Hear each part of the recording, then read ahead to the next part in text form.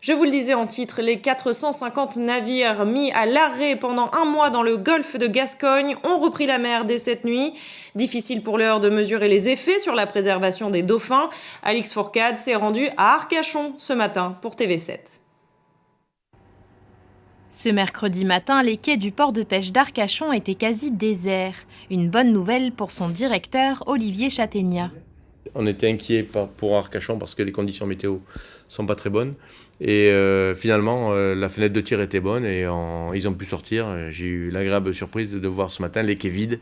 La pêche était interdite aux bateaux de plus de 8 mètres équipés d'un certain type de filet depuis un mois pour éviter les captures accidentelles de dauphins.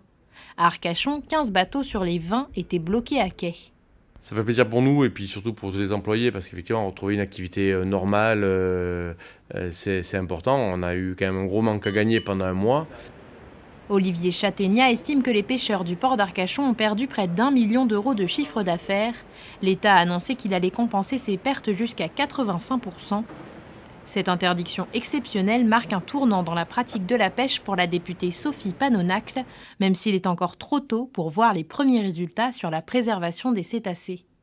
Il y a plusieurs solutions à apporter qui se combineraient avec des fermetures spatio-temporelles plus fines, si je dirais, pas le golfe de Gascogne dans son entièreté, mais des fermetures plus précises, avec également continuer à utiliser les divers dispositifs répulsifs, entre autres, qui ont été mis en place par l'État et dont les pêcheurs se sont déjà équipés pour nombre d'entre eux, et puis mettre en place sans doute de nouvelles techniques de pêche. Quand je vous parlais tout à l'heure de pêche industrielle, je crois qu'on est sur la fin de ce modèle de pêche et plutôt soutenir les pêcheurs artisanaux et tout ça dans vraiment l'idée de préserver la ressource et bien évidemment d'éviter ces captures accidentelles de cétacés.